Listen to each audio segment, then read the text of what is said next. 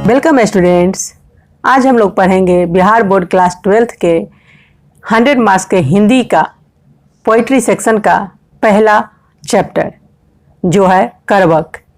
करवक मलिक मोहम्मद जैसी के द्वारा लिखित उनकी पद्मावत काव्य की कुछ अंश हैं। मलिक मोहम्मद जैसी निर्गुण भक्ति धारा के प्रेम मार्गी धारा के प्रमुख कवि हैं। इनके जन्म को लेकर विद्वानों में काफ़ी संशय है। अलग अलग विद्वानों ने अलग अलग जन्म तिथियाँ बताई हैं इनके बारे में, लेकिन हम लोग बिहार बोर्ड के बुक के अकॉर्डिंग ही चलेंगे। हिंदी बुक के अकॉर्डिंग इनका जन्म 15वीं शताब्दी के उत्तरार्ध में यानी 1492 ईस्वी में उत्तर प्रदेश के जायस नामक स्थान पर हुआ था। संभवतः इसी वजह से इन्हें जायसी कहा गया। इनके पिता का नाम मलिक शेख ममरेज था। वैसे तो मलिक मोहम्मद जैसी देखने में अति कुरूप थे। चेचक के कारण इनका चेहरा रूपहीन हो गया था तथा इनकी बाईं आंख कानी थी, यानी बाईं आंख से इनको दिखाई नहीं देता था और साथ ही बाईं कान से इन्हें सुनाई भी नहीं देता था। किंतु जैसी एक मृदुभाषी, मनस्वी और स्वभाव से संत थे। इनकी प्रमुख कृतियों में पद्मावत सबसे महत्वपूर्ण कृति है। इसके अलावा इन्होंने अखरावट, आखिरी कलाम, चित्ररेखा, कहरनामा, मसला या मसलानामा, चंपावत, होलीनामा, इतरावत आदि कृतियाँ भी उल्लेखनीय है। प्रस्तुत कविता करवक मलिक मोहम्मद जैसी द्वारा रचित पद्मावत से लिया गया है। पद्मावत के शुरुआती और अंतिम छंदों में से लिया गया यह करवक बहुत ही मार्मिक और दिल को छूने वाली कविता है। मलिक मोहम्मद जैसी की मृत्यु 1548 ईस्वी के आसपास हो गई थी। ये भी अनुमानित तिथि है, इसके बारे में भी कोई कन्फर्मेशन नहीं है। यहाँ प्रस्तुत प्रथम करवक में कवि ने अपने रूपहीनता यानी एक आंख के अंधेपन और एक कान के बहरेपन की तुलना में अपने विनम्रता, स्वाभिमान और अपने गुणों की ओर हमारा ध्यान आकृष्ट किया है यानी खींचा है। दूसरे करवक में इन्होंने अपने काव्य और उसकी कथा सृष्टि के बारे में बताया है। प्रस्तुत काव्य की भाषा अवधी है। कवि कहते हैं कि रूप और गुण दो ही चीज़ें प्रधान हैं इस संसार में, और यहाँ पर गुण ही प्रधान है। गुण की ही विशेषता है, रूप की नहीं। कवि प्रकृति के कुछ उदाहरणों के द्वारा यह स्पष्ट करना चाहते हैं कि किस प्रकार संसार में कुछ ऐसी चीज़ें हैं जिसमें कुछ कमियां हैं, किंतु उनके गुण के कारण वो कमियां छिप जाती हैं। जैसे जैसी जी में भी कुछ कमियां थीं। वो कुरूप और काने थे और एक कान से बहरे भी थे, किंतु उनमें कुछ गुण थे जिस वजह से उन्होंने इतने महान काव्य पद्मावत जैसे काव्य की रचना की। तो आइए स्टार्ट करते हैं प्रथम करवक, जिसमें इन्होंने अपने रूपहीनता और अपने गुण के बारे में हमें बताया है विस्तार से। एक नयन कवि मोहम्मद गुनी, सोई बिमोहा जई कवि सुनी।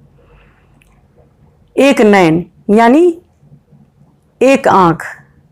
कवि कहते हैं कि कवि मोहम्मद जैसी जो हैं एक आँख के हैं, लेकिन फिर भी वो गुणवान हैं,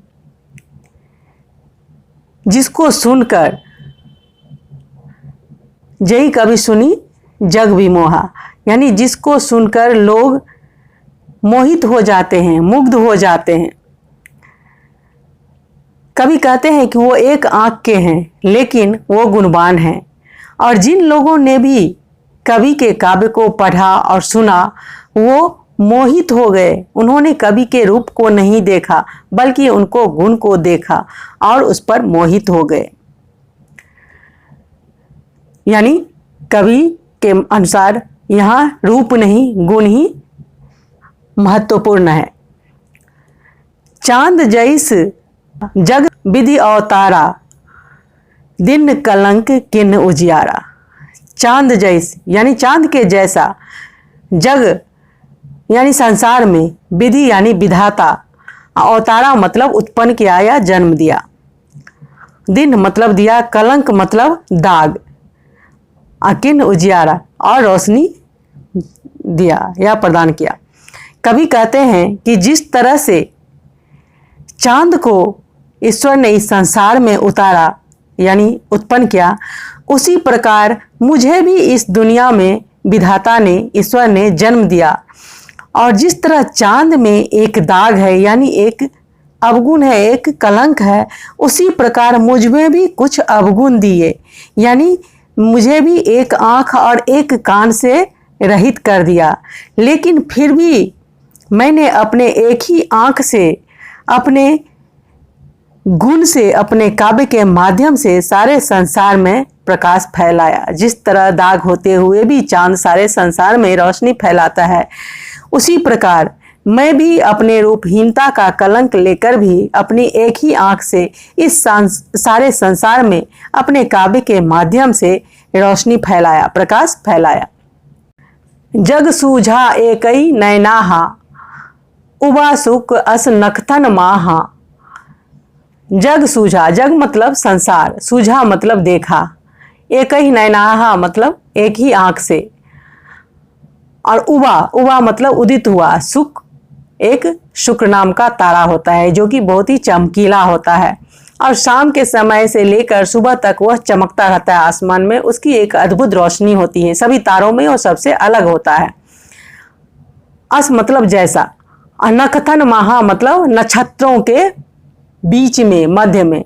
तो कवि कहते हैं कि मैंने एक ही आंख से इस सारे संसार को देखा, समझा, जाना।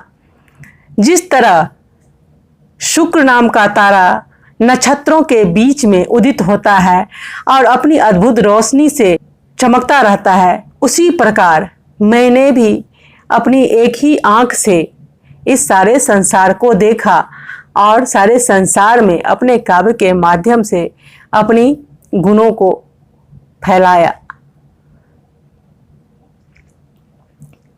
कुल मिलाकर कवि कहते हैं कि मैंने इस संसार को एक ही आंख से देखा, ठीक उसी प्रकार जिस प्रकार नक्षत्रों के बीच में शुक्र नाम का तारा उदित होकर चमकता है और एक अद्भुत रोशनी, प्रकाश फैलाता है, उसी प्रकार मैं भी अपनी एक ही आंख से इस संसार को देखा, समझा और अपने काव्य के द्वारा अपने गुणों को सारे संसार के समक्ष प्रस्तुत किया।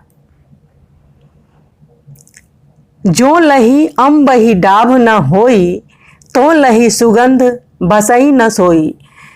जो लही मतलब जब तक, अम्बही मतलब आम, डाभ मतलब नुकीली मंजरी, तो लही तब तक, सुगंध मतलब खुशबू, बसई न सोई वास नहीं करती। तो कवि कहते हैं कि जब तक आम में डाभ यानी नुकीली मंजरी नहीं होती, मंजरी नहीं निकलती, तब तक उसमें सुगंध का वास, खुशबू का वास नहीं होता है। उसी प्रकार हर एक चीज में एक न एक कमी होती है, लेकिन उसमें जो गुण हैं वही सब कुछ है, वही उसकी पहचान बनती है। कहने का मतलब ये हुआ कि जब तक किसी चीज़ में कोई कमी नहीं होती है, तब तक उसके अंदर छुपे हुए गुण को लोग नहीं जान पाते हैं। जिस तरह आम में जब तक डाब नहीं लगती, यानी जब तक मंजरी नहीं निकलती, उसकी नुकीली मंजरी, तब तक उसकी खुशबू हवाओं में नहीं फैलती है। ठीक उसी प्रकार कवि में भी जो अवगुण थे, उसके बावजूद उन्होंने एक आंख से सारे संसार को देखा और समझा, और एक ही आंख के बदौलत उन्होंने पद्मावत जैसे ग्रंथ की, काव्य की रचना की। आगे कवि कहते हैं, किन समुद्र पानी जो खारा, तो अति भयो असूझ अपारा। अर्थात समुद्र का पानी क्या होता है, नमकीन होता है, खारा होता है, और असूझ मतलब समुद्र अनंत, अथाह और विशाल होता है। तो कवि कहते हैं कि अगर समुद्र का पानी खारा नहीं होता, नमकीन नहीं होता, तो फिर ये समंदर इतना विशाल, अनंत और असूझ नहीं होता, यानी इतना बड़ा नहीं होता। अगर इसका पानी मीठा होता तो फिर इसके पानी का यूज सभी लोग करते, ज़्यादा लोग उपयोग करते, तो फिर ये कभी अनंत, अथाह और इतना विशाल हो ही नहीं पाता। इसलिए इसकी ये बुराई, ये जो इसके पानी के खारेपन है यानी नमकीन पानी है, ये इसके विशालता का एक प्रमुख कारण है। यानी इसकी एक कमी ने इसको इतना विशाल, अथाह बना दिया। जिससे कि आज तक इस समुद्र को कोई भी समझ नहीं पाया। तो इन पंक्तियों में कवि कहते हैं कि यदि समुद्र का पानी खारा या नमकीन नहीं होता तो फिर ये इतना विशाल और इतना अनंत नहीं होता। इसकी ये कमी यानी इसका खारापन विशाल और असूझ बना दिया इसे। अभी तक इसे कोई समझ नहीं पाया कि यहाँ यह इसका आदि कहाँ है और अंत कहाँ है। अगर समुद्र का पानी नमकीन नहीं होता तो समंदर इतना विशाल और असूझ भी नहीं होता।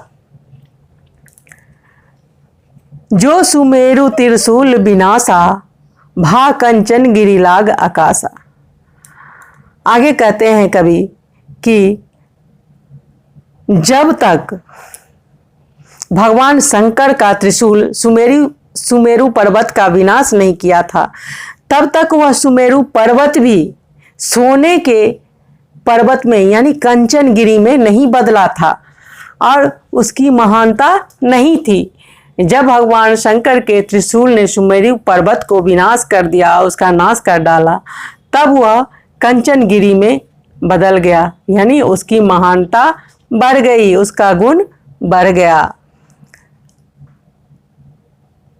अर्थात जब तक किसी चीज में कोई ना कोई समस्या नहीं होती, कोई ना कोई कमी नहीं होती है, तब तक उसकी गुणवत्ता नहीं बढ़ती है, तब तक उसके अंदर छिपी हुई गुण का हमें पता नहीं चलता है। जो लही घड़ी कलंक न पड़ा, कांच होई नहीं कंचन करा। जो लही मतलब जब तक, घड़ी मतलब घड़िया, जिसमें सुनार या स्वर्णकार कोयले को सुलगाकर कच्ची धातु को या कच्चे सोने को तपाकर उससे खरा सोना बनाता है। कलंक मतलब कोयला, यहाँ कलंक का अर्थ होता है कोयला। कांच होई नहीं कंचन करा। कवि कहते हैं इन पंक्तियों में कि जब तक कच्चे धातु को या कच्चे सोने को सुनार यानी स्वर्णकार घड़िया के कोयले की आग में तपाता नहीं है, पिघलाता नहीं है, तब तक वह कच्चा धातु यानी कच्चा सोना, शुद्ध सोना या खरा सोना नहीं बनता है। उसको खरा सोना बनने के लिए उस घड़िए की आग में तपना जरूरी होता है। एक नयन जस दर्पण ओ तही निर्मल भाऊ, सब रूप बंत गही मुख जो वही कई चाऊ। अब कवि कहते हैं कि मेरा एक नयन यानी मेरी एक आंख ही क्या है, दर्पण के समान है, शीशे के समान है, जिसमें निर्मल स्वभाव वाले जो रूपवान लोग हैं वो मेरे मुख की तरफ देखकर मुझसे कुछ पाने की चाह रखते हैं, इच्छा रखते हैं। अर्थात दुनिया में रूप से अधिक गुण की प्रधानता है।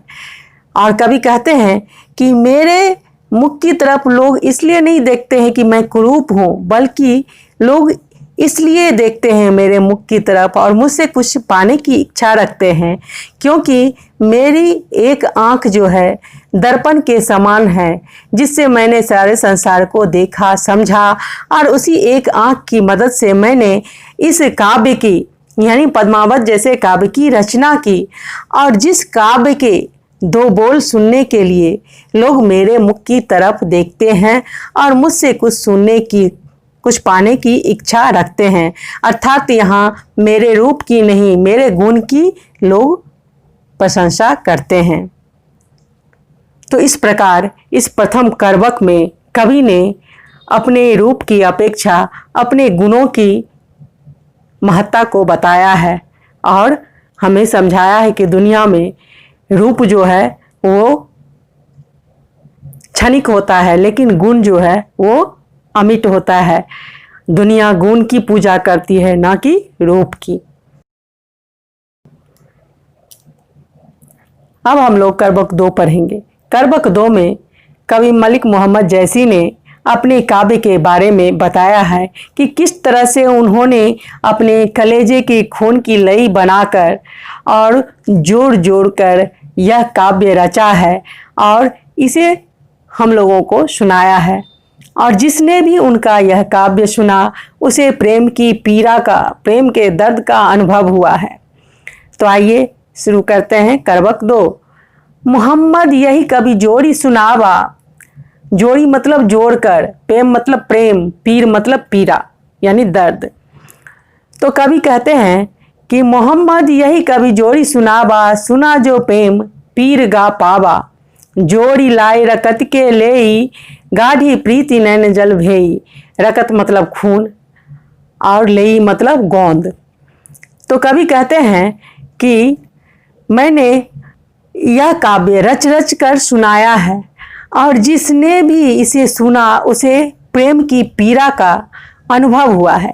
मैंने इस काव्य को अपने रक्त यानी अपने कलेजे के रक्त की लेई से यानी गोंद से लगा लगा कर जोड़ा है और तथा गाढ़ी प्रीति यानी अगाध प्रीति को, अपने इस अथाह प्रेम को, अगाध प्रीति को अपने आंसुओं के जल से सींचा है, अर्थात आंसुओं के जल से भिगोया है।